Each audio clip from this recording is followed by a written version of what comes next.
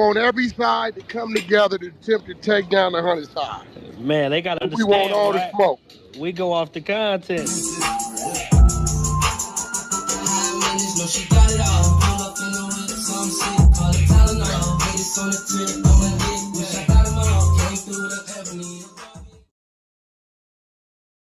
Three, two, one.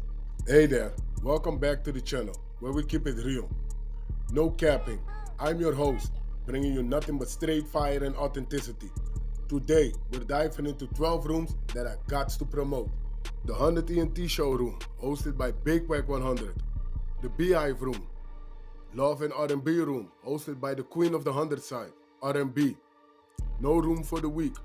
No mercy room. Spin the block room. 100 ENT jailbreak squad room. 100 ENT solve room. Petty Betty and Toxic Tanya room. Dangerous Minds room, hosted by Beast. Good Burger, hosted by Pitbull. Sleepless in LA, and many more. If you want to get closer or you want to be a part of the show, go to Clubhouse, follow one of these rooms, or you look for a room titled with Wack100. These particular videos all made possible by the one and only Wack100. Get ready to vibe with me as we explore the hardest topics that need some real recognition in the streets. Let's jump right into it and show some love to this channel by hitting the like and or subscribe button. So, without further ado, hold it down. One mic on Wack. He giving it up. Armani giving it up. These niggas at the bottom, I don't know who none of these is. They got an Asian, they got a Mexican, 2 Mexicans. I don't know who these dudes are. So out of all these people, I know 1, 2, 3, 4, 5, 6, 7. I know who 7 of them are. You know, Luce gonna stay solid. Bear Claw and Hop. 3 out of the 7 gonna stay solid. Yeah, he What cooked Trap then. Mama got to He do with cooked. this? What'd you say? What Trap Mama got to do with this? With her, I told her, I called the homie for P Funk, who run the other Trap Kitchen truck, and told him that she was cooperating. She been cooperating over a year or some shit. It's told in the paperwork what she Damn. Yeah, she was just about to give me some. She was driving from LA to Vegas to she got this, is that called trafficking? She pregnant too. Yeah. Say that Asian and that Mexican might be on the drug side, because you remember they found out them fentanyl pills. Yeah, I don't know. That's what I'm saying. I can't tell you. The paperwork is a lot in it. I know it's a lot. He rolling through it. So look, we got everybody in there. How many people we got in this month? All right, we 629 deep. All right, let's keep it rolling. Let's keep it rolling, man. This indictment is a month. But you get a little tired. A-Rod, you still got audio. We can run back through the audio. Some people might didn't hear it. We got 2 separate audios. The one from the feds talking, the ones from the family talking. So if bro need a breather, we can get back to that. In the meantime, we're gonna let Prince keep cooking. Let's roll. Let's get it, y'all. All right, we're on page 36, y'all. You already know where you at. You in the 100 show main flow. Let's get it. At approximately 1:13 a.m., surveillance footage at the Airbnb again revealed a dark gray or silver sedan arriving to the Airbnb. RW exited the passenger side of the vehicle and entered the Airbnb. A few minutes later, at approximately 1:20 a.m., RW exited the Airbnb with a suitcase, put the suitcase in the trunk, and got in the dark gray or silver sedan, which departed. The Airbnb, though, was rented for another day, and RW was not set to leave until a flight scheduled the following day.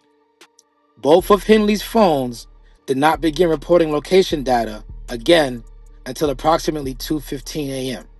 So his phone was off for an hour and 12 minutes. Both of his phones were turned off. Based on investigative test drives and research The drive from the studio to the Airbnb would take roughly 17 minutes. After Henley's phone stopped reporting location data when they left the vicinity of the studio, the dark sedan arrived with RW at the Airbnb 15 minutes later, which is consistent with traffic patterns after midnight. The drive from the Airbnb to the location where RW's body was found, and then to the location where Henley's phones began reporting again, they actually have this part blocked out. He don't cut his phone off. Oh, so you see what they did? Mm-hmm. Boy, he fucked up, baby. Not only did he cut it off, he cut it back on. So they was able what they call to triangle it. So what he cut it off, I guess, at the studio, wherever he was at, right? Mm-hmm. And he probably used somebody else's phone to see if they could track it, whatever the fuck, right? Mm-hmm. The locations, right?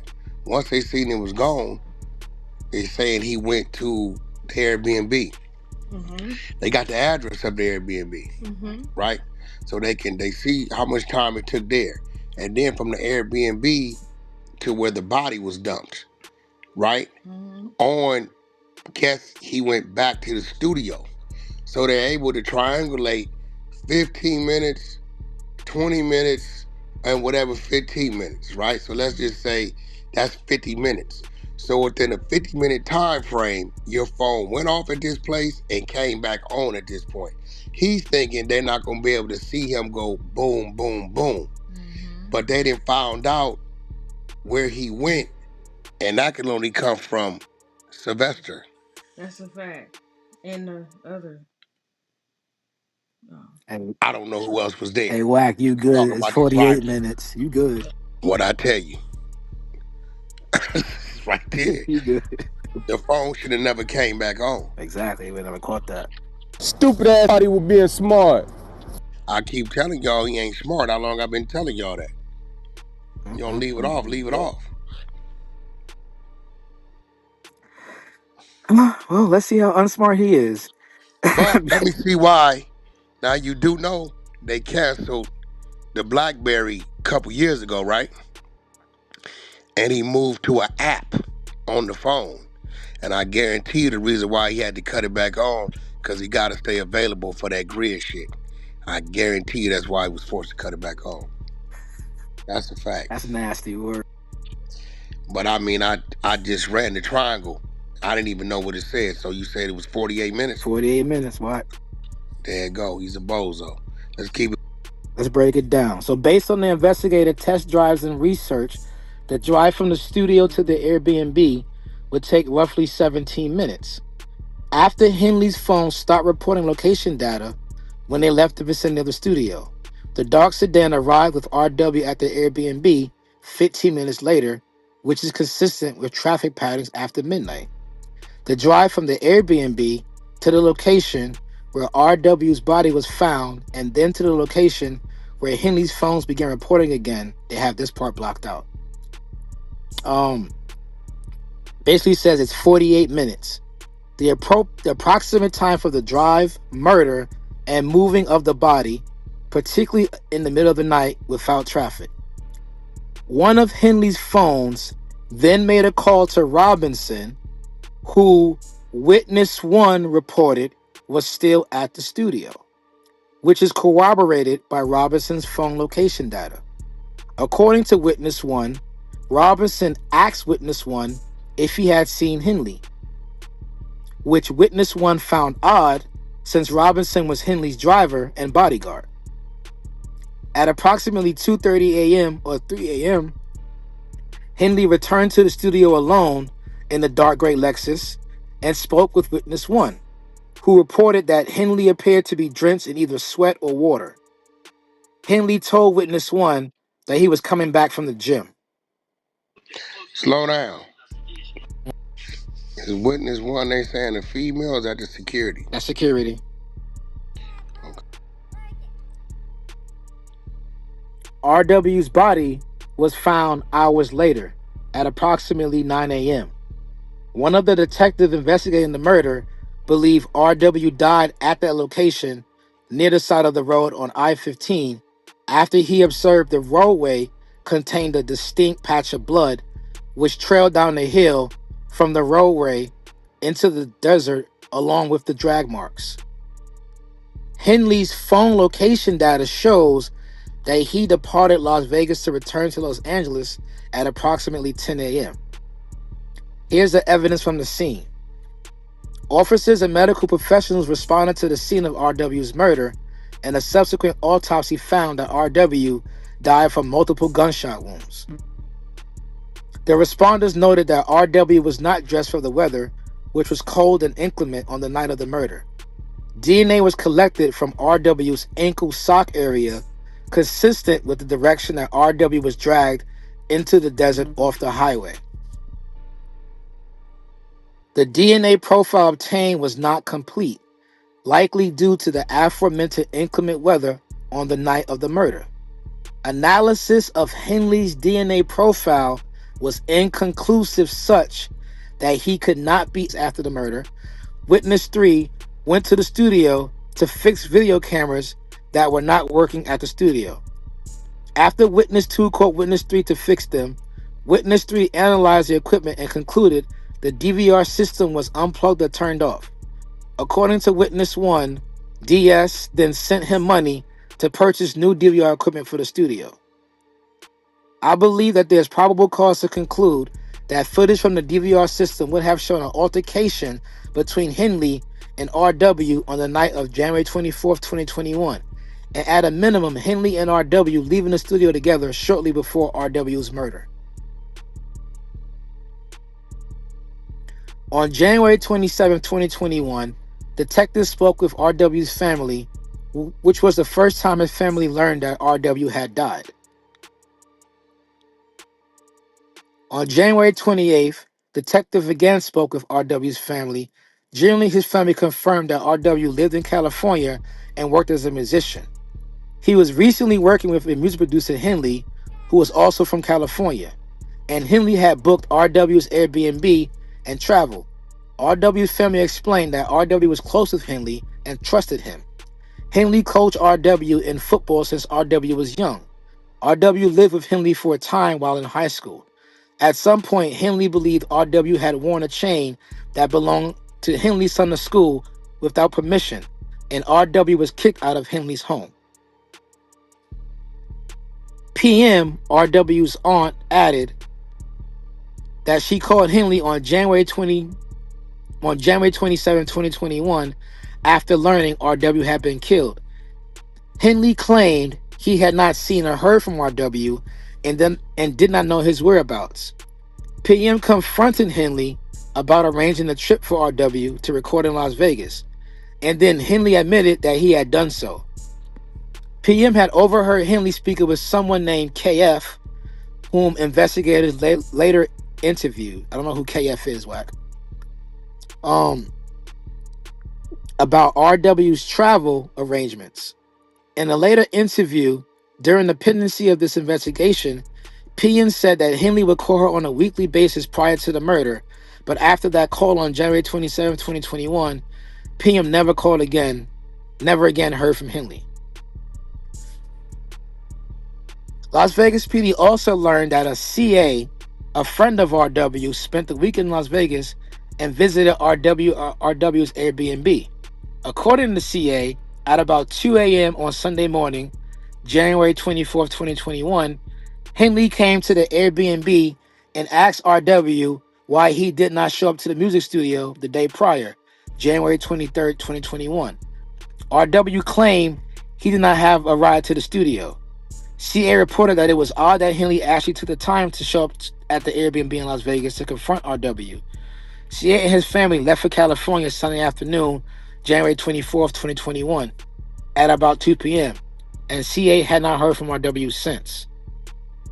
Through the entire investigation, the family members and friends who have been interviewed had pointed to Henley as a person they believed to be responsible for RW's murder. Within days, multiple people were sending Instagram messages to Henley demanding answers for what happened to RW, all of which went without response. Las Vegas PD searched RW's Instagram. RW's final Instagram message to Henley regarding the price of a song was sent on January 24th, 2021 at 1:57 p.m. Henley did not respond until January 26 at 8:14 a.m., almost 24 hours after Henley left Las Vegas following RW's murder. In the meantime, the evidence shows that Henley has seen RW at the studio the night of January 24th, 2021, after RW has sent that Instagram message, and Henley presumably would have discussed song at the time at all. That Henley sent the message on January 26th in an attempt to plead ignorance that RW was murdered and to avoid suspicion from law enforcement of his involvement in the murder. On February 3rd, 2021, Las Vegas PD conducted a recorded interview of KF, the person's RW's aunt heard Henley talking to about RW's travel arrangements on January 27th. I'm not sure who KF is at this point. KF, oh. There you go. The mother just tapped in and said he's in custody. They notified the mom.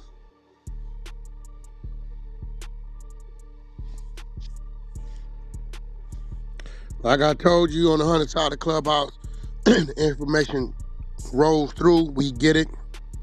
We discuss it. It's content. We in the metaverse in this. We got 698 people in here. I'm sorry, 706 people in here.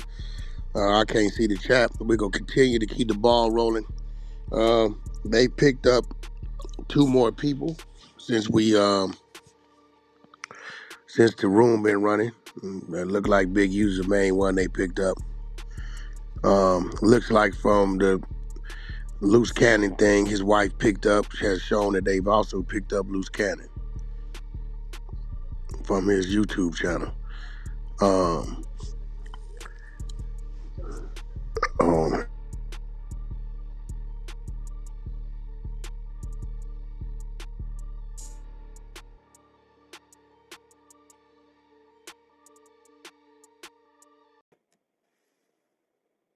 Hey, Queen. Salute. Next, we get into the Title III wiretaps. You ready? Page 44.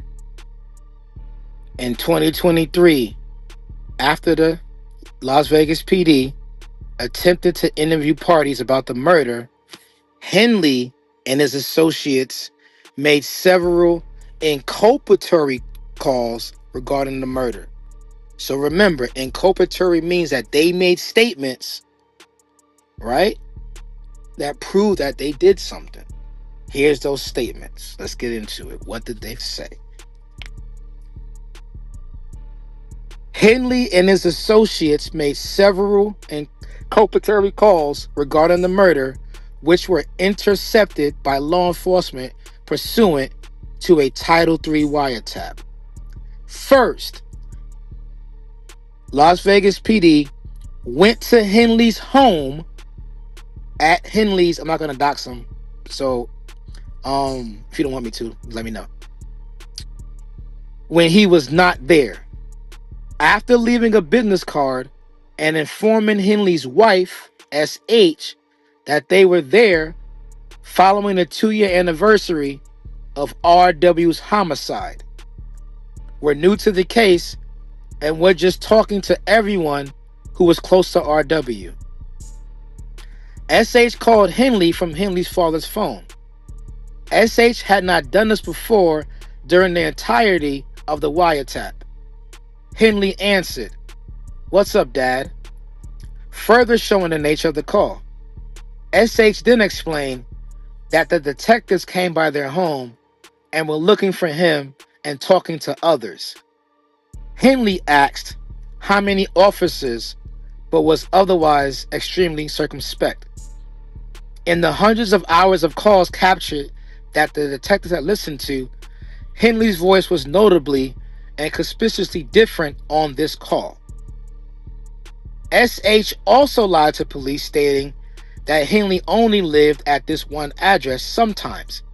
In actuality, the FBI observed on surveillance and in months of cell site location data that Henley was there most nights unless he was traveling. After the call, Henley did not return home for 2 weeks again, something he had not done during the entirety of surveillance or on-site location data received by law enforcement. Moreover, that night, victim 1 paid an extortion fee to Robinson, who was driving Henley's Mercedes. Again, Robinson driving Henley's Mercedes was something that had not occurred before during the course of the investigation.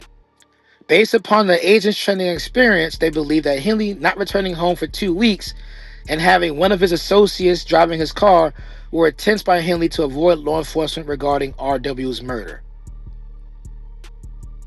On or about February 14th, 2023, at approximately 12:05 p.m., Henley called Martin. During the intercepted call, Henley told Martin he wanted to meet with him at Martin's auto shop to discuss the police investigation into R.W.'s murder. The following is a transcript of their conversation. Here we go. Henley, 5 detectives went by my house this morning from Las Vegas, and you said they wanted to talk to me. You hear me? Martin says, yeah. Henley, probably let you know they was asking about R.W. and told, it says the static cuts out, 2-year anniversary. It was, they wanted to follow up and talk to everybody who was close. And where were you at? Martin says, I'm at the shop. Henley says, all right, I'm pulling up on you. Martin says, all right. Based on other intercepts, the agent knows that Henley believed the FBI may be intercepting his telephone calls. Therefore, he believed he wanted to meet Martin in person regarding the murder in order to avoid speaking on a telephone line that may be intercepted by law enforcement. Following the call to Martin, Henley immediately placed multiple calls to DS, the person who reportedly removed the video surveillance footage from the studio. The first few calls were not answered. Then Henley told DS he needed to meet with him. The following is a transcription of a portion of the conversation. Henley, where you at?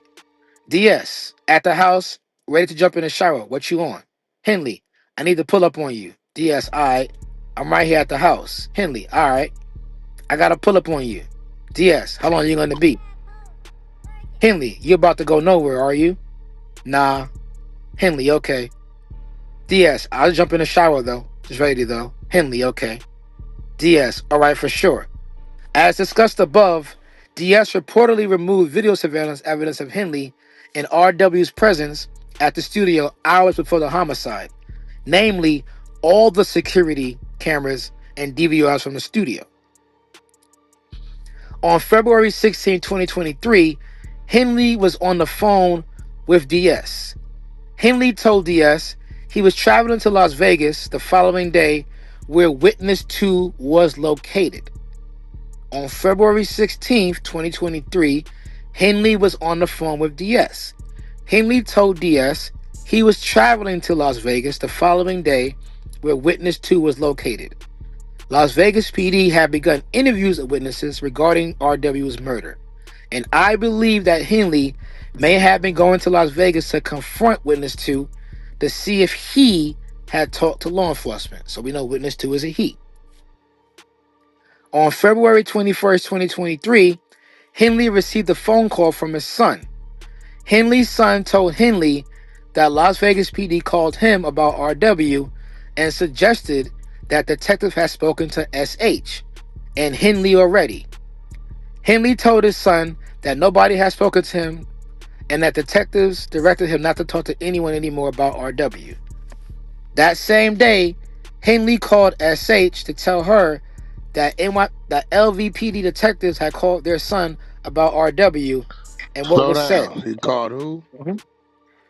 Henley called S.H. to tell her That's that right. the detectives had called their son about R.W. and what was said. Henley told S.H. to call L.D. L.D. is the mother of K.F. So I guess we know who K.F. is now, right? Henley told S.H. to call L.D. L.D. is the mother of K.F. Henley's employee who booked victims R.W.'s travel arrangements and lied to investigators when questioned. So that's whoever is his manager doing Neek Music is K.F. And L.D. is the mother of K.F. Let me keep going. LD's the mother of KF. And KF is an employee who booked the victim's travel. They work for Unique Music as a manager. Well, right. Oh, okay. This shit getting crazy. Oh, we got some shit better get crazy. Let's keep going. We'll figure out who LDKF is in a minute, but we got to get to this juicy shit. So it says during the course of the Title III interceptions, the investigator listened to multiple calls in which Henley directed those who wanted to discuss illegal activity to contact him on FaceTime or WhatsApp. I believe that Henley did so because those applications are encrypted, and Henley suspected that his phones were wiretapped at various times. Hold on, slow down. Mm-hmm. It's a DS in there? It's a DS. And they said DS is what? What did the DS do? Let me scroll back up. DS reportedly removed video surveillance evidence of Henley and RW's presence at the studio hours before the homicide, namely all the security cameras and DVRs from the studio. It says DS. And this has something to do with the Williams boy? Yeah. So that's the person that went to the studio and removed all the camera footage. And they're saying that the camera footage would have shown them scrapping inside the studio the day prior. The day prior? It's like the murder, it's like 12:01, so they're saying like that night, and then it goes to the next day, basically. So what time they say the murder happened? They said like 2 a.m., something like that. Oh. But so they got him going 2 hours after. Yeah, they got them going back a couple days later, destroying all the footage and taking all the cameras and shit out of the studio. Hey, Wack, look at your phone. No, hold on. I know. What you talking about, Big U? Nah, something else. Look at your phone. Bricc baby involved. Oh, we wrote that up already. Oh yeah, we know that. We went through it. We already know that. I just want to text you that, Ghost. Ghost, boy, you better you need to stay grounded, Ghost. Stay grounded. Okay, let me. Oh, now this studio is this? Because I remember earlier they said something about a Grammy-nominated studio. Is this another studio? This is the studio. Hold on. This is a studio in Vegas. Did they get the location? Because I remember them saying a Grammy-nominated Studio One. Or did he leave that and go to another location? There's two studios, one that they own and one that they don't own that they're talking about. Okay, I know who these people are. Yeah, Let's keep going. All right. Let me scroll back up. Hold on. He's gonna tell too. Who? DS? Yeah, DS gonna talk. Oh, wait.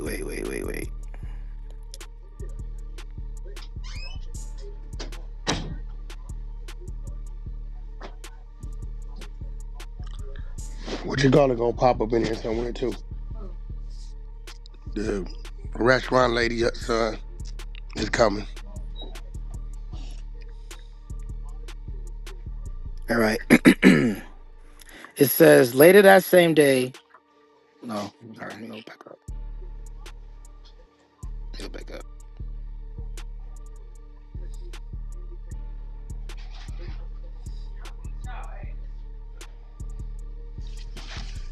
Yeah, basically they're just talking about how KF is Henley's employee who booked victim RW's travel. Right? They lied to investigators when they were questioned. KF or DS? KF. KF is Henley's employee who booked the travel for the victim. They work for Henley under Unique Music as a manager, and they're responsible for booking all of the travel for his artists. So that's KF. LD is KF's mom, right? And then DS is the one who went back to the studio and got rid of the evidence. So they're gonna arrest DS? Unless he telling already. Oh, he gonna tell that to weigh 100 pounds. He telling. Oh. Yep. So next they go into the robberies, right? So now we're on page 48. Hold on 1 second. Initials KF, and the mom is who? LD. KF. Mom is LD. And that's who allegedly Henley told his wife to call LD. Call the mom of KF. Told Stacy to call the mom of KF.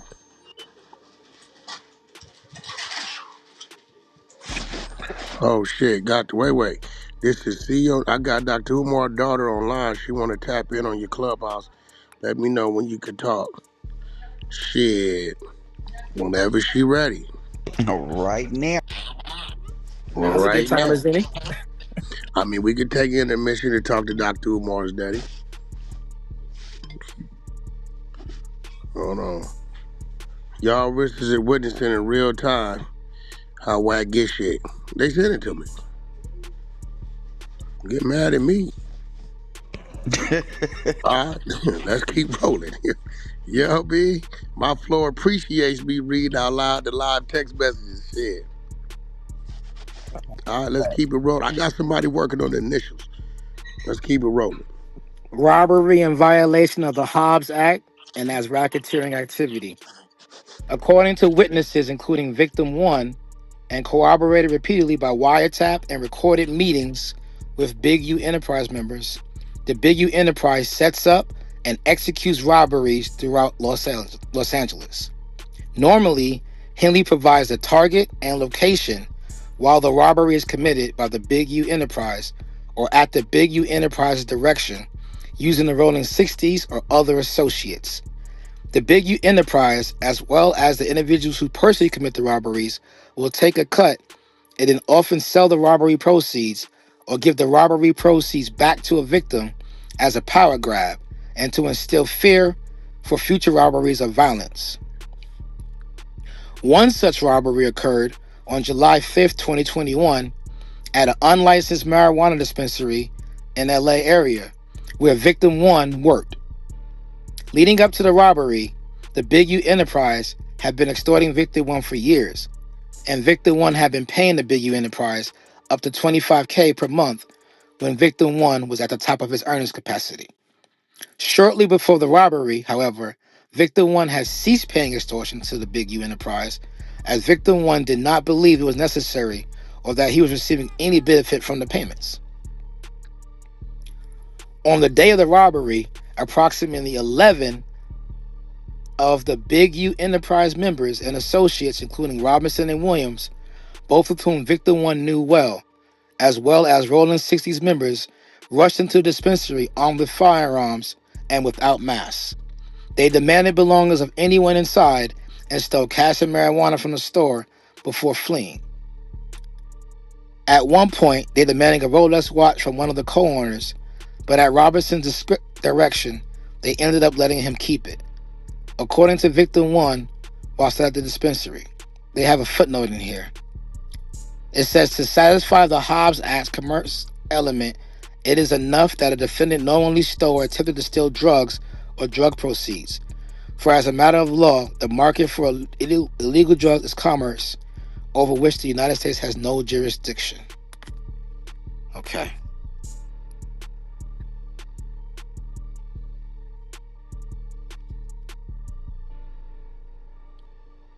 According to victim 1,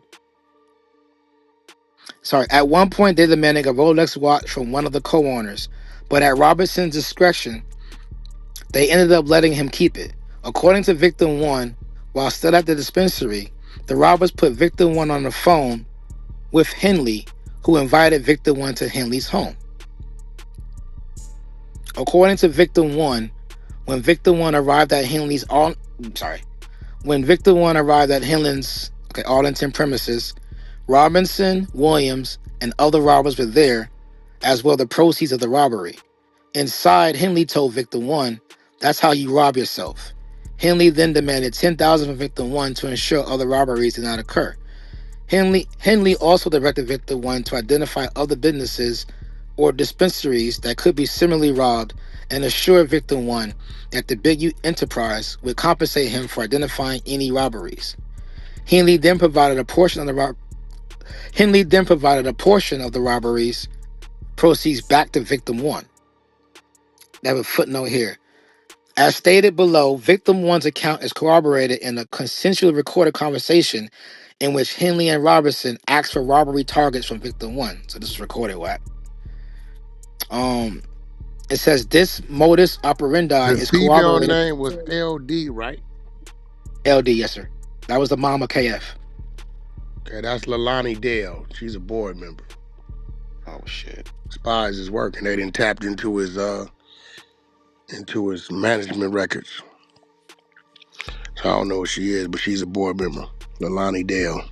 This is gonna get bad. So this is they got so what I'm reading next, guys, Wack, is what they have on Wiretap, right? Oh yeah, yeah, I know. The Queen was just reading some of that shit. This shit finna get crazy. We Shit, good? I'm a star some of them lines. Hell yeah, let's go. Let's go. Oh shit. This is not coming from me. I'm gonna say your name. Man, I don't give a fuck. I got you. Ain't nobody bigger than the God. I got you on the show. Let's go. I got you, dog. All right. Williams later admitted to this robbery and the aftermath on a podcast. On the No Jumper podcast, after stating that Williams was Henley's right-hand man, Williams explained, so basically, he'll manipulate things. We'll go and do something. And then the same niggas we do it to show up to the house like 10 minutes later as we're trying to count everything. And we'd be like, how the fuck? Williams then said that Henley would state, well, we just going to give him like 40,000 back. Wack100, who is a rival counterpart of Henley's for the Bloods, was also on a podcast and stated, you know why he wanted to give the dude back the 40, right? Because he was going to make the dude give him 20 for getting it back. Williams didn't agree. Of course, he did that. He did it to two famous rappers. Williams then detailed demanding 50,000 from the celebrity rapper RR, or they would kill celebrity rapper MM. So we can assume that's Rick Ross and Meek Mill. Williams then said Rick Ross dropped off the 50,000 and Henley stopped answering the phone and then did not share any of the proceeds with Williams. According to further No Jumper and Vlad TV segments, Henley then served a cease and desist order on No Jumper, and this podcast episode was removed from the platform, although a recording of the episode remained available elsewhere online. Want me to stop there? Hey, bro, read the shit. Nigga, don't skip nothing. Williams' recounting of this robbery occurred years after the robbery of Victim 1's dispensary and years after Victim 1 had already recounted and documented the robbery for the FBI. So Victim 1 already recounted and documented the robbery for the FBI. Victim Lately, 1 Williams already cooperated.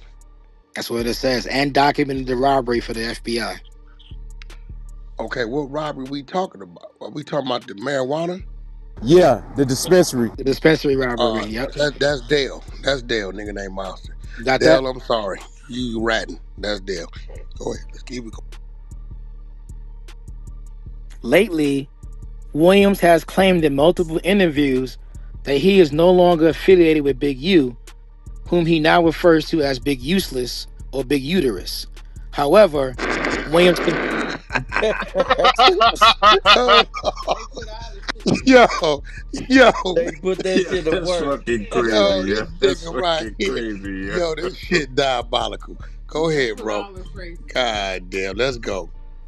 I end up on the news clip. However, Williams continues to discuss former Big U enterprise businesses, to discuss and threaten violent assaults and robberies, and to actually commit the same.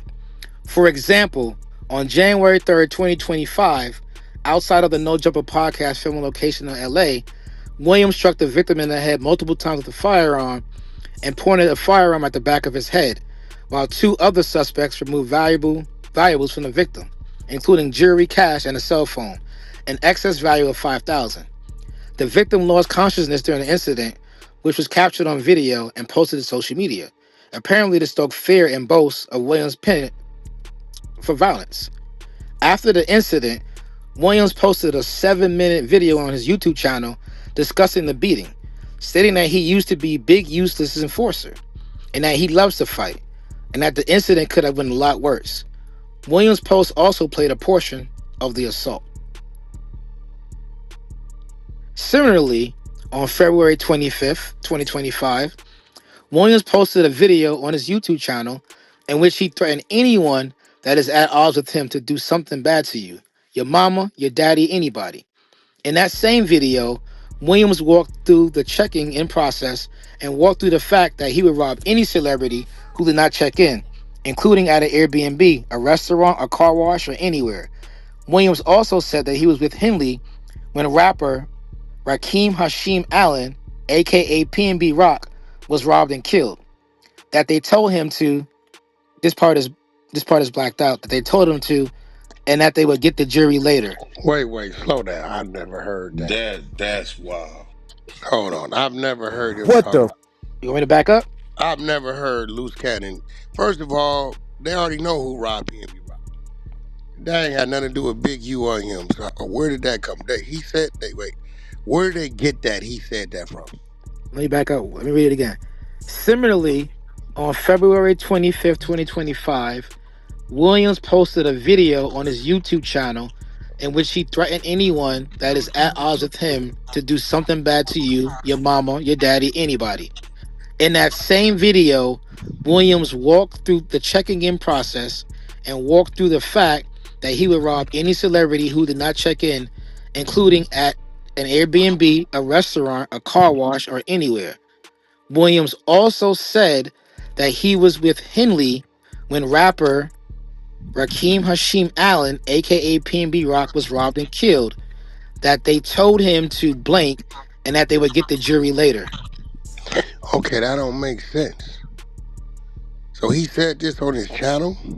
That's what it says. What was the date? February what? February 25th. February 25th. Somebody go get that. That don't make sense because Big U had no involvement. That shit on the east side. Let's get that straight. Yeah, it says walk through the kidnapping of it says also walk through the kidnapping of a famous rapper that Williams and Henley committed together, and then discuss several Big U Enterprise associates being good in LA because they have checked in. Some of those mentioned were let me see. I don't see where he goes.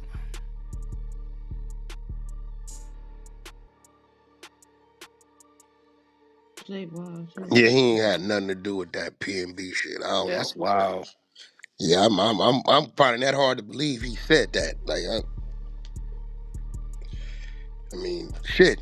Both the people been convicted. The father and son.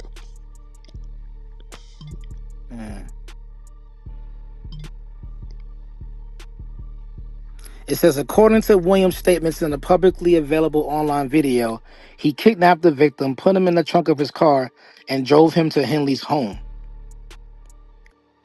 Okay. He said that on a video? Yeah, it says, according to Williams' statements in a publicly available online video, he kidnapped the victim, put him in the trunk of his car, and drove him to Henley's home. So that's what he's talking about. He kidnapped a famous rapper that Williams and Henley committed together, and then discussed several Big U associates being good in LA because they did check in. But he didn't put no name on it. He put no name on it. Doesn't look like. So they're trying to paint the picture that he's part of the empire. Right. Okay, I got it. Let's keep rolling. All right. It says in February 2025, Williams also took part in a filmed conversation with multiple people on YouTube in which Williams told another participant that you will lose your life. And then when Williams found him, Williams was going to do something bad to him. Throughout this investigation, the FBI obtained many recordings of Big U Enterprise members and associates discussing robberies that they were committing or planning to commit. For example, on August 6, 2021, on a recorded call, Robinson told Victim 1, trying to lick somebody that ain't even hard. All this shit is just, this ain't working, man. I'm like, man, I'm in the wrong business, homie. In my training and experience and investigations to this case, lick is consistent used as a slang for robbery. On June 22nd, on another recorded call, Robinson told Victim 1 that Henley had been asking Robinson if they needed to do a takeover which I know based on my training, experience, and participation in the investigation to mean a takeover robbery of victim 1 at his marijuana dispensary again because victim 1 had not paid his extortion payments. Then on July 9th, 2022, Henley told victim 1, we gotta rob someone. You with that bullshit. On July 31st, 2022, Henley told victim 1 that Henley needed $30,000 to pay his development options staff and was considering a robbery and increased extortion to obtain the funds. Henley was also intercepted on a telephone call telling an auto shop owner that Henley knew how much he had paid the shop owner because the payments was proceeds of a robbery. In other Title III wiretap interceptions, the agent also heard Henley planning a robbery of individuals that had stolen equipment from a celebrity rapper. Using an Apple AirTag. Wait, did you say an Asian? Say one time? Did you say something about an Asian? No. Oh, okay. I thought you said Asian. Because I'm trying to figure out who this Asian dude is on this Rico. Go ahead. In other Title III wiretap interceptions, the agent also heard Henley planning a robbery of individuals that had stolen equipment from a celebrity rapper. Using an Apple AirTag that was with the equipment, Henley Martin and other individuals obtained firearms and began to stage the robbery to get back the equipment. However, when they arrived, the police also arrived, having been called by the celebrity rapper. They witnessed the staging of the robbery on a surveillance before it was called off. So they witnessed the staging of the robbery on a surveillance before it was called off. On November 11th, 2022, on another intercepted call, Mitchell, discussed above, and Henley coordinated. So this was on an intercepted call, right? Zaire Mitchell, Bricc Baby, and Eugene Henley coordinated how Mitchell would give Henley the proceeds from a robbery that Mitchell committed. Henley and Mitchell were talking about how much money should go to Henley. Then, in multiple other intercepted calls and text messages, Henley talked with Blanton and Robinson to help Henley collect from Mitchell's associate. Talking about Mitchell, Blanton said, they robbed a nigga for some shit. They made a nigga call his plug and then they booked him. Talking about further splitting the proceeds. Henley told Blanton, I'm gonna grab half of that, whatever he got them. I'm gonna give it to Vay, and Vay can bring the rest for you. It says Vay is Robinson's moniker.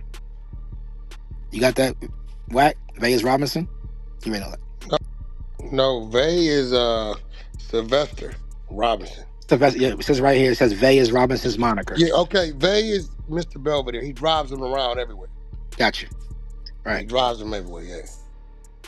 So it says, on a subsequent call, the agent heard Henley counting out the money and saying that it ain't nothing but 2 to 3 racks. Blanton responded, Bricc Baby said it was supposed to be between 5 to 7, man. Gotta make that call out to Bricc, man. On April 22nd. Wait, sorry. who is Blanton? Hold on. Blanton's in the works. Let's see the Blanton here. Where's your picture? Who is Blanton? Let's see. Is Blanton? Oh, I know who Blanton is. Okay. Can you go back a little bit? Let me follow this. So, this is a robbery. So, it's Blanton, Bricc, and who? And Bricc, Eugene Henley. Okay, all right, go ahead. So, Bricc Baby said it was supposed to be, this is on a call, right? Bricc Baby said it was supposed to be between 5 to 7, man. Gotta make that call out to Bricc, man. April 11, 2023, Henley and Blanton again discussed an individual who was supposed to be robbed in the near future.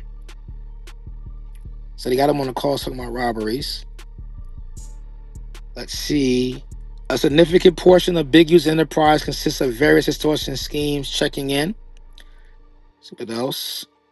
Let's see. One of his extortion victims, victim 1, was a promoter and marketer who profited from club promotions, operating in interstate commerce, and worked for legal or quasi-illegal marijuana dispensaries, as shown in recorded conversations and controlled payments.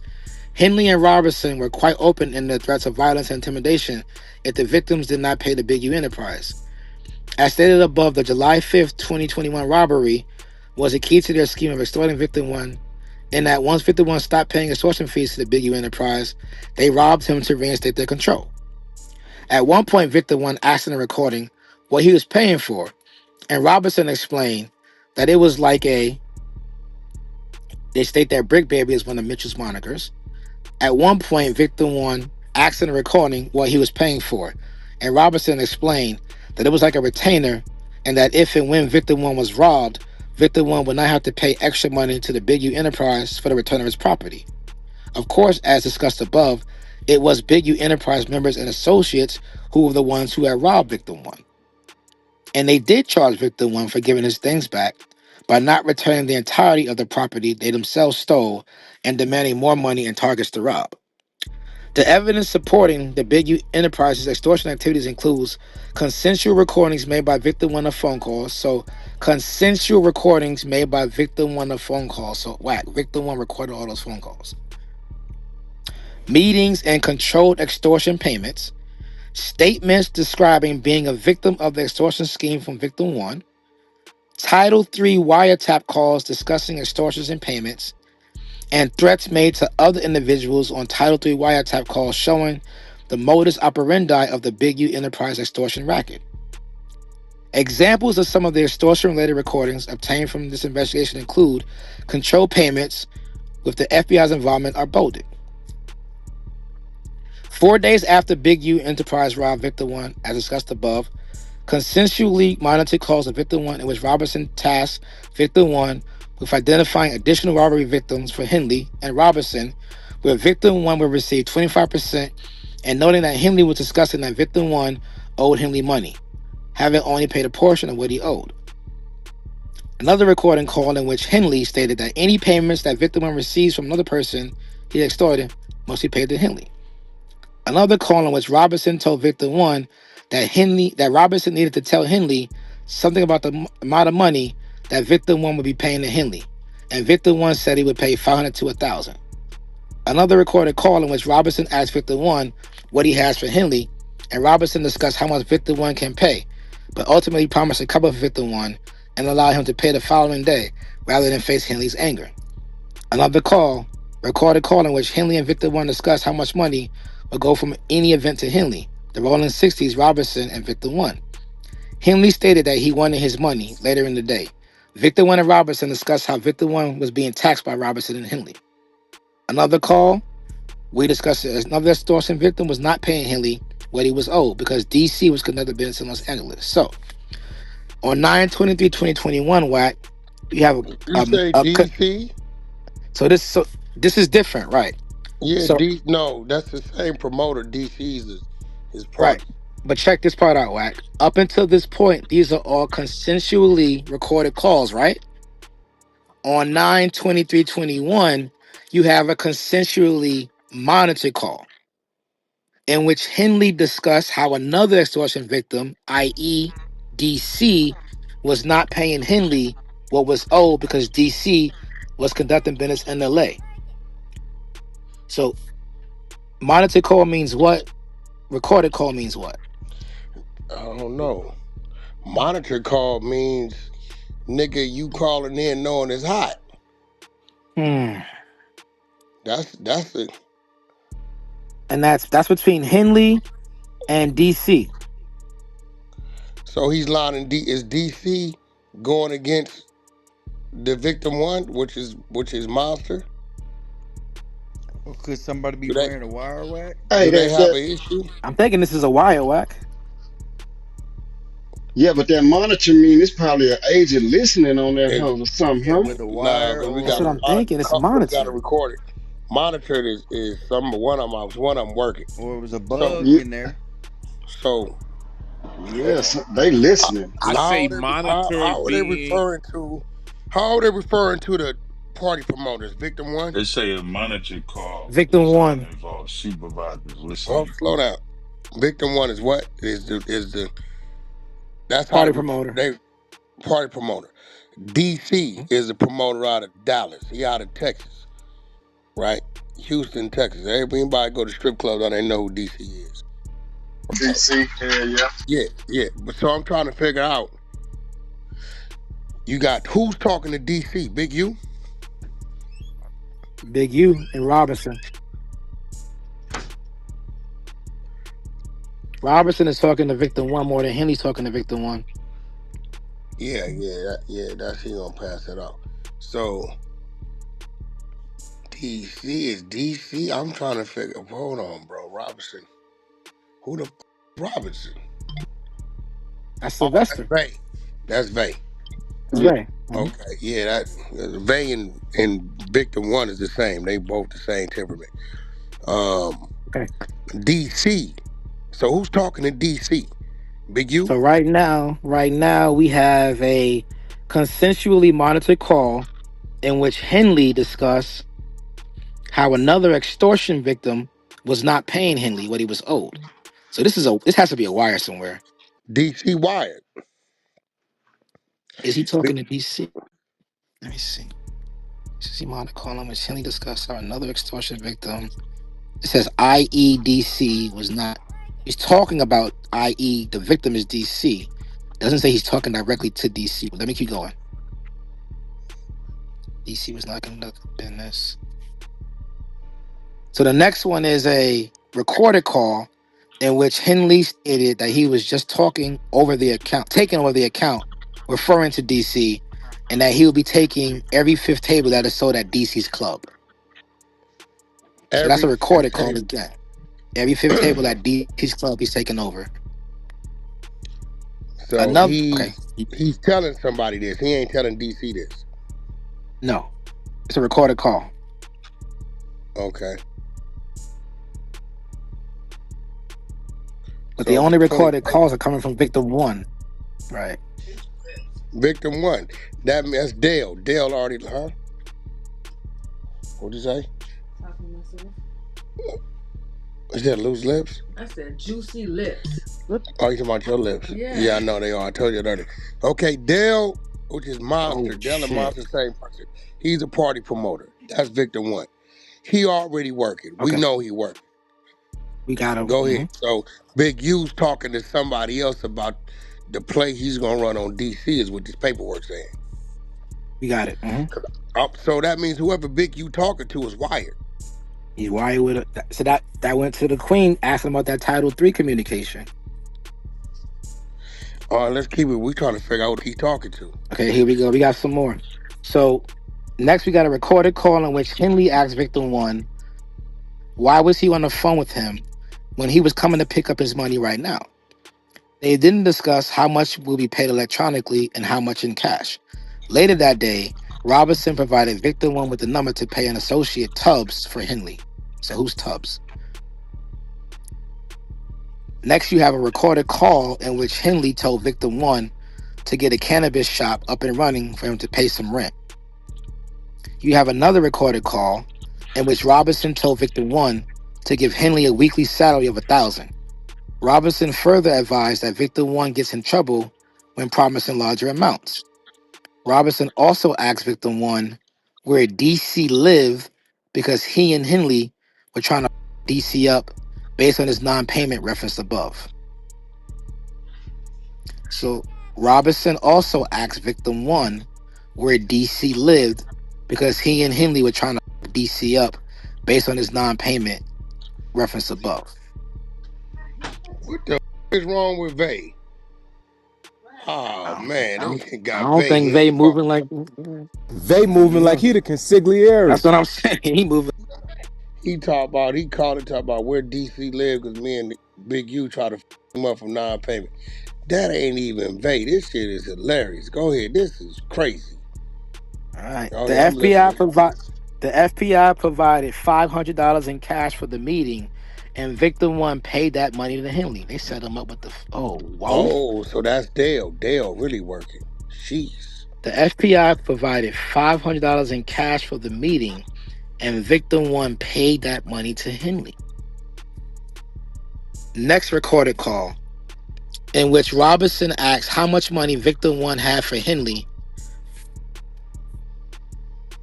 And well, I think he's gonna want at least $1,000. Another recorded call in which Robinson asked victim one how much he will have. They discussed both cash and electronic payments the following day. They continued a similar discussion regarding $1,000 to $2,000 in payments. Another recording call in which Robinson arranged a meeting that was also recorded. So another recorded call in which Robinson arranged a meeting that was also recorded. The FBI provided $1,000 in cash that victim one paid to Robinson for Henry. Whoa, this nigga Dale was all the way out there. And In Robinson the is vague. discussion, Dale was all the way out there. You sound like me earlier. Yo, this nigga was all the way out there. And Vay, your ass, that's why he told on the murder. Vay gave up all the details on the murder because he had all this shit right here. They had him dead bang with conspiracy. You dead bang with it, bro. You nigga, you making the calls and trying to find this because Vay ain't did a day in jail, bro. Vay gotta be like 55, 57. He ain't did a day in jail. Man, they telling him about you, boom, boom, boom. He finna hurry up and tell. Yep. Yeah, let's keep it moving. This is getting wild. Damn, took you to read this. Let's keep it going. I don't do know what where I you do, got this Wack. paper, bro. I don't know where you Wow, Wack. where you This got ain't this. nothing yet. Yeah. But DC do a lot of party promoting down here too. Let's keep it going. Damn, this is crazy. Another recorded call, now we're in 2022, y'all, in which Robinson arranged a meeting that was also recorded. The FBI provided $1,000 in cash that victim one paid to Robinson for Henley. In the discussion, victim one discussed how Henley took the entire $30,000 from Deja Vu, which is discussed further below in connection with Henley, Robinson, and Martin, extorting $30,000 on December 2nd, 2021. Robinson explained to victim one that he was taking way more than that and discussed Henley's spending after receiving payments. Another recorded call in which victim one requested an extension from Robinson regarding a payment. Robinson told victim one that he'd been holding Henley off and that Henley had been asking for victim one's payment. The FBI provided $1,000 in cash that victim one paid to Robinson on camera for Henley. They had him on camera accepting it too. Another Yeah, he recorded gonna call. tell. They got this locked in with the extortion. I know, babe. He gonna tell. Yo, nigga, the feds is giving them the money. Where Ghost at? Let me see if Ghost can grab this though. Yo. Ghost, okay, Ghost.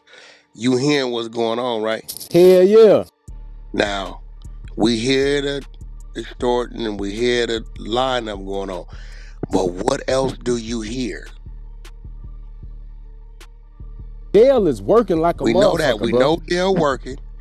We know the feds is giving Dale the police the money and all that. But what else do you hear? What have I been telling y'all? We kept going through all this for $1,000. Facts. That's a broke. Yeah, he broke his hell. $500? 500, 1,000. He pressing for 500 in a rack.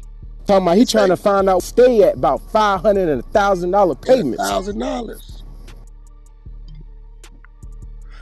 All right, let's keep it going. Another recorded call in which Eugene Henley called victim one and said, "Bring me. I need $1,500 real quick." Victim one told Henley that he had just paid Robinson $1,000 2 days prior. Another recorded call in which Robinson told victim one that Henley was increasing victim one's taxes to $3,500. Another recorded call in which Robinson told victim one that other individuals were paying the Big U Enterprise $2,500 to $3,000 so that Henley could purchase a $30,000 necklace for his wife's birthday. It's bad work. Another recorded call in which Robinson told victim one that Henley wanted to collect $2,000 from him every Monday. Another call in which Henley told victim one that he needed a donation for his wife's birthday. Victim one told Henley he had already paid Robinson, and Henley responded that his math was wrong. Another recorded call in which Robertson and Henley demanded that Victor 1 stop doing business with the big Luce enterprise rival Wack100 because he was a rat. Robertson told Victor 1 that... Sorry. Slow down. Go back. This is what I told y'all I booked the show with the all the shit happened. Remember I told y'all I booked the show with the nigga? Sada baby. Right. Yo, come back and come run that back. I'll keep it up with it. So they like 2021 right now. It's got to be 2021-ish. It's COVID is happening right now. 2021, 2022. Let's keep it moving. Yeah, let's run that. So now it says Robertson told Victor 1 that Henley had been asking for money from Victor 1 and that Henley asked if they needed to do a takeover of Victor 1 as they had with the previous armed robbery of Victor 1's marijuana dispensary. Another recorded call in which Robertson told Victor 1 that Henley was angry and needed 2 racks for him. Another recorded call in which Henley demanded money from Victor 1. Henley told Victor 1 that he needed the money for taxes and EDD. Huh? Now we're in July 2022. Another recorded call in which Henley told Victor 1 that he needed $30,000 in the next couple of weeks to pay his developing options staff and was considering a robbery and increased extortion payments to obtain the funds. Big U specifically said he did not care if they had to rob Peter to pay Paul. They need to get down, which is the slang for robbery. Victor 1 then paid $1,500 of his own money on camera. Henley said we bumped the weekly down to $1,500. Victor 1 paid Robertson $1,500 from the FBI on camera. Robertson and Victor 1 discussed the history of payments Victor 1 had made to Henley and that Robertson, according to Robertson, did all the work. Henley then arrived at the location. Another recorded call in which Robertson told Victor 1 he needed money, followed by Robertson consulting on Victor 1's anxiety and fear of Henley, how Victor 1 can get more time to make the payment, and how to calm Henley down by paying a portion of what he is owed. Another recorded call in which Robertson asked what time Victor 1 would meet for money. Victor 1 then paid Robertson $2,000 of FBI-provided funds on camera. During the conversation, Victor 1 asked what he was paying for. Robertson said, if anybody come rob you, you ain't gonna pay extra money to get your shit back. Robertson described it as a street shield. Victor 1, though, has told agents that only Robertson and Henley have robbed him. Damn. In the same meeting, Robertson told Victor 1 that Henley was the buffer and that Henley was only OG, still actively killing people. Now we're in September 2022.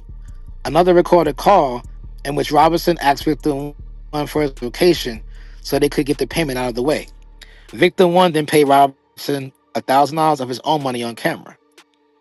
Another recorded call in which Robertson arranged to meet Victor 1 for payment. Victor 1 then paid Robertson $2,000 of his own money on camera. Another recorded call in which Robertson told Victor 1 that if he was not in the middle of Victor 1 and Henley, it would be very, very, very, very bad.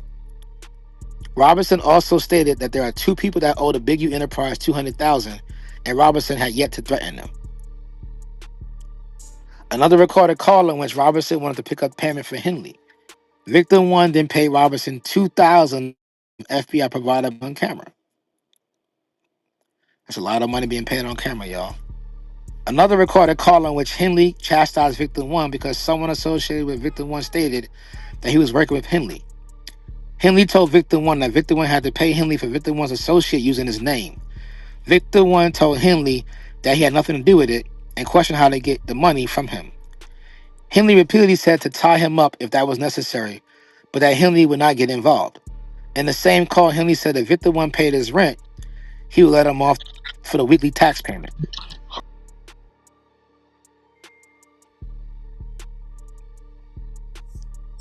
We got content. What's up, Wack? Hold on. I'm with my family.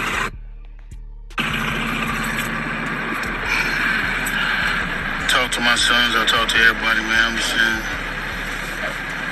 gonna deal with this fight, see what it is. I just wanna try to know. All this stuff is quagmire. Shit is all bull crap. I just need y'all prayers. I need y'all. I don't even know what to say. Now, 21 years, I've elevated my family. Come back, sit in here and write and do what I need to do until I can come back home. People are supposed to help me. I hope you help me. Ain't you don't? Don't worry about it. A lot of stuff y'all hearing is straight trash.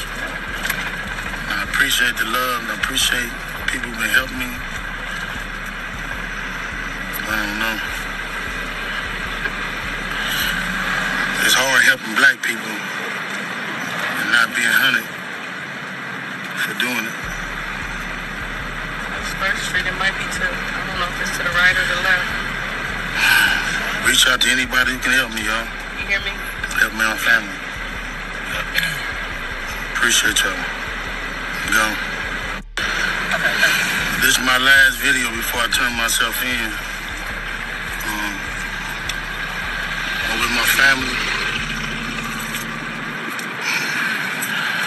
Talk to my sons, I talk to everybody, man. I'm just saying, gonna deal with this fight, see what it is. I just wanna try to know. All this stuff is quagmire. Shit is all bull crap. I just need y'all prayers. I need y'all. I don't even know what to say. 21 years, I've elevated my family. Come back, sit in here and write and do what I need to do until I can come back home. People are supposed to help me. I hope you help me. Ain't you don't? Don't worry about it. A lot of stuff y'all hearing is straight trash. I appreciate the love and I appreciate people who've been helping me. I don't know. It's hard helping black people and not being hunted for doing it. First Street, it might be to, I don't know if it's to the right or the left. Like I said, we on 100. Going through the paperwork. We going content as it continues to content. You know, shit gonna always hit my phone. My phone is lighting up. So we got one of the exposers, Prince, reading the paperwork, the documents, the indictment paperwork. That was a video posted by Big U on his way of turning himself in. So I think he's already in custody.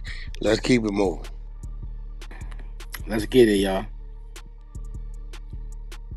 Victim 1 paid Robinson $2,000 on camera. $640 was Victim 1's own money. Robinson told Victim 1 that Robinson was taking 25 to 50% of the payments to Henley, depending on the amount. Robinson then quoted Henley as saying that Robinson was getting soft with Victim 1, that Henley was going to fuck up Victim 1, and that Robinson was the only one saving Victim 1. Henley called Victim 1 and stated that Victim 1 owed Henley a lot of money and to bring $2,000 weekly. Victim 1 paid Robinson $500 of his own money on camera. March 2023. Victim 1 paid Robinson $1,500 of FBI provided money on camera. Robinson said he was going to tell Henley that Victim 1 only paid him $1,000. Now we get into the actual Deja Vu Club incident. Additionally, Henley, Robinson, and Martin extorted Victim 2.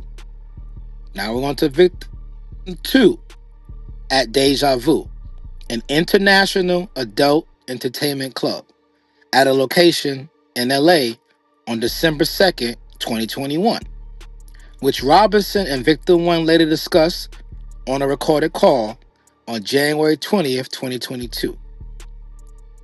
As corroborated by recordings and interviews with Victim 1, as well as public social media posts, Big U organized a birthday party at Deja Vu for himself and negotiated that he would receive roughly 30% of the bar proceeds from that night. Henley also promised that famous rappers would attend. He later then demanded the full profits from the night and threatened extreme violence if he was not paid the entire amount. Specifically, on December 2nd, 2021, on another recorded call, Henley called Victim 1 to discuss the extortion payment related to Henley's birthday party at Deja Vu. Victim 1 previously promoted Deja Vu and had initially connected Victim 2, the new promoter. So Victim 2 is the promoter for Deja Vu, which Henley about having Victim's birthday party there. Victim 2 had agreed to pay Henley $30,000 in exchange for celebrity rappers, including Cameron Jabril Thomas, a.k.a. Wiz Khalifa, and Clifford Joseph Harris Jr., a.k.a. T.I., as well as other famous guests to accompany Henley to Deja Vu for his birthday on December 2nd, 2021. Deja Vu promoted the event on social media using Wiz Khalifa's image, which would bring in more customers who wanted to party with famous celebrities. The following is a transcription of the portion of the conversation between Victim 1 and Henley the day of the party. Victim 1: I was trying to get to you about 20,000. Big U, 30,000.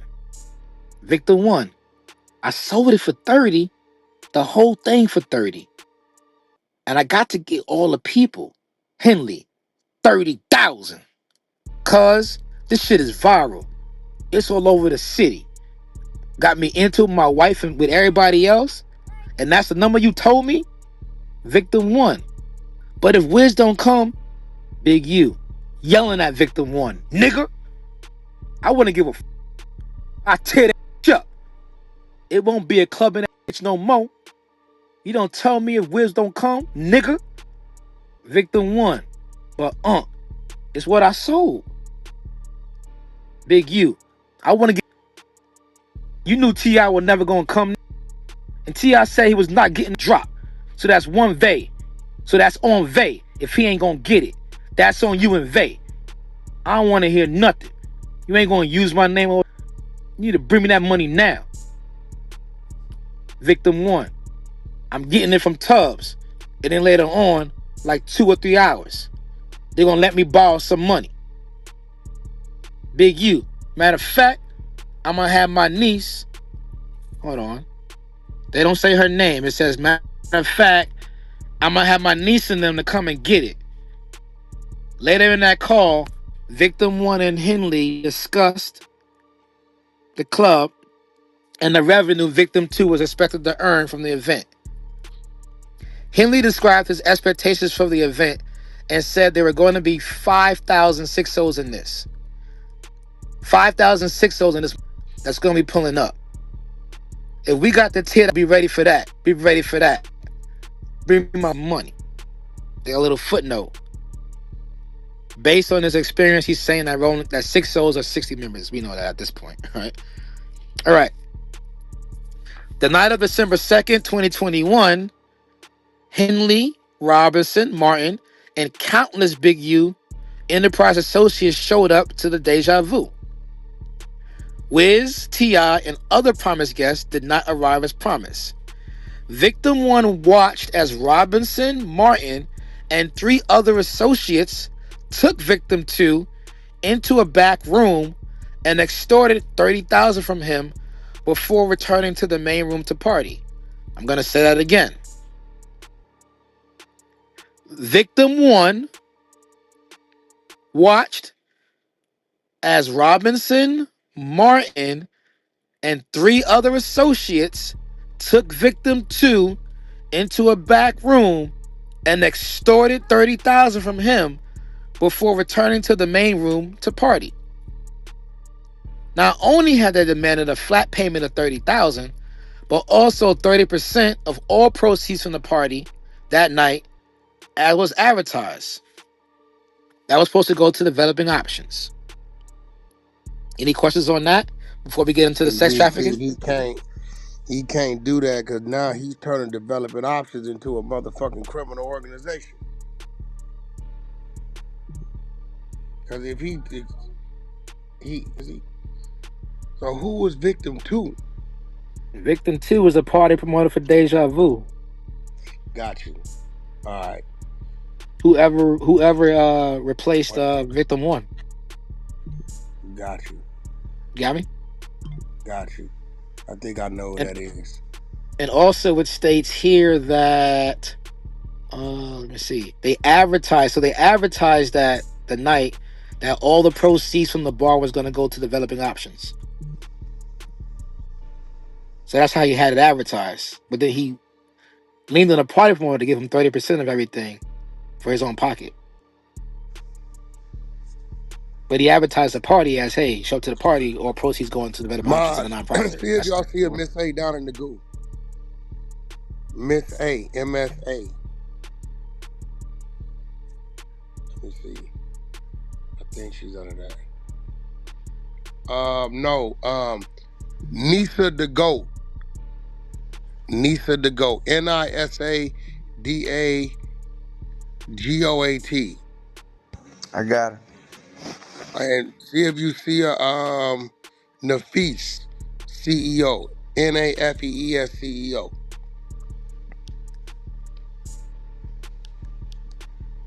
You see a Nafees down there? No, not yet. Nafees, type in the chat if you got it. He up here. We here, Wack. We here.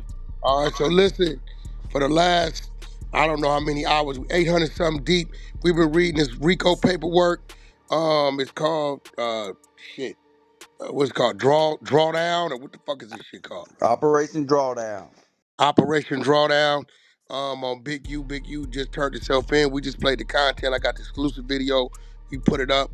What we gonna do at this point in time, we're gonna get back to it. This shit gonna get juicier and juicier.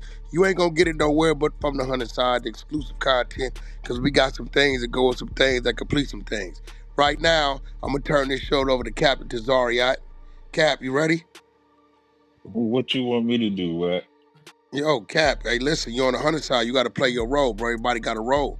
Now, I can pass this to somebody else if you want me to, but I got Dr. Umar's daughter in here, right? You want to handle this question? Oh, No. yeah, I'm down. Yeah, I'm down with that. Okay. I ain't Well, hear that part. I mean, I didn't know you had a problem following Wack100's lead. I'm a pretty great leader. I know who to pass the ball to. All right. I'll give you that. Yep. Okay, well, we're going to take a brief intermission. My man, the Feast from Philly, hit me and let me know the sister wanted to come in. And we got a great big room, media team. You might want to take this, edit this out, separate this from the Big U content, because we definitely going to need this to get out to the YouTube streets. We on the 100 side of Clubhouse. Yeah, love. This shit finna go crazy. This shit finna go crazy.